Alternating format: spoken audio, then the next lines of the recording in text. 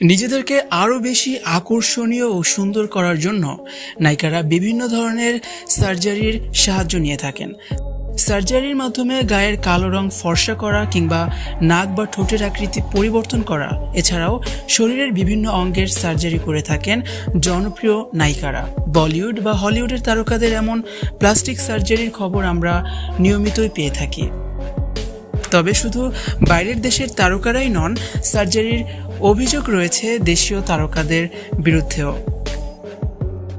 নাম প্রকাশ্যে অনিচ্ছুক এক মডেল জানিয়েছেন, বাংলাদেশে এমন অসংখ্য নায়িকা ও মডেল রয়েছেন যারা গোপনে সার্জারি করেছেন, তবে তারা কখনোই তা স্বীকার করেন না। আজকের এই ভিডিওতে আপনাদেরকে জানাবো বাংলাদেশের এমন বেশ কয়েকজন জনপ্রিয় অভিনেত্রী যাদের বিরুদ্ধে গোপনে সার্জারি করার গুঞ্জন উঠেছে বিভিন্ন সময়ে। পূর্ণিমা, 3 প্রজন্মের ক্রাশ পূর্ণিমা। বলা হয় পূর্ণিমা কখনোই বুড়ো হবেন না। এ জীবন তোমার আমারে যে পূর্ণিমাকে দেখা গিয়েছে, সেই পূর্ণিমাকে এখন আর খুঁজেই পাওয়া যাবে না।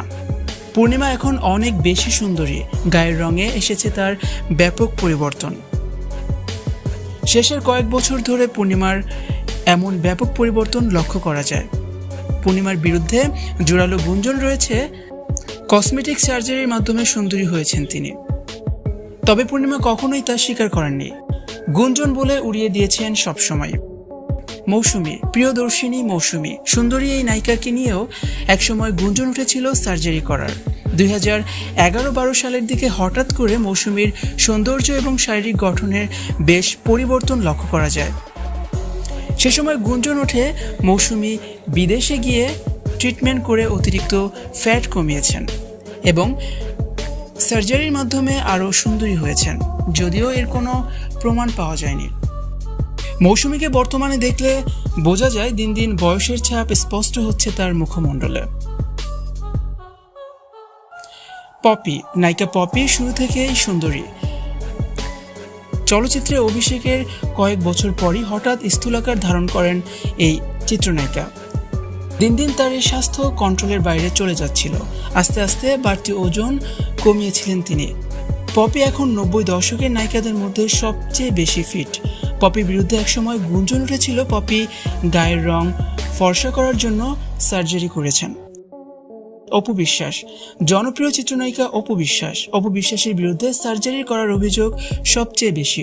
অপু বিশ্বাসের যে আকাশ পাতাল পরিবর্তন ঘটেছে তা দেখে যে কেউই অবাক হবেন। প্রথম দিকের সিনেমায় অপু বিশ্বাসের যেই লুক ছিল আর এখনকার অপু বিশ্বাসের যেই লুক, তা অনেক পার্থক্য। থাইল্যান্ডে গিয়ে গায়ের রং ফর্সা করার জন্য কসমেটিক সার্জারি করেছেন অপু বিশ্বাস, এমন অভিযোগ রয়েছে অপু বিশ্বাসের বিরুদ্ধে।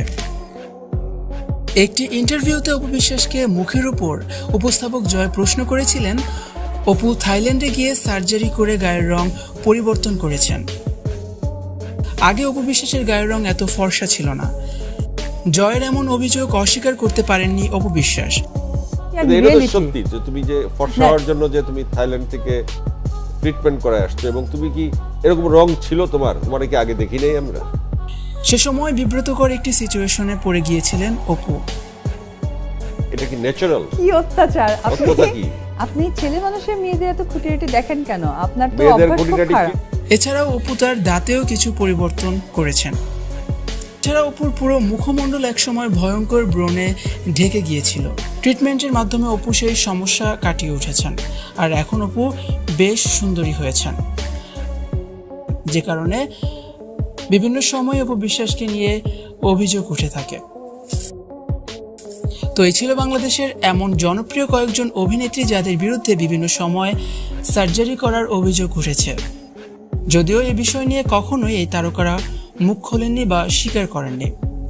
তো বন্ধুরা, কেমন লাগলো আমাদের আজকের এই ভিডিওটি যদি ভালো লেগে থাকে তাহলে অবশ্যই আমাদের চ্যানেলটিকে সাবস্ক্রাইব করে আমাদের সাথে থাকুন আর নিয়মিত ভিডিও দেখুন আমাদের চ্যানেলে।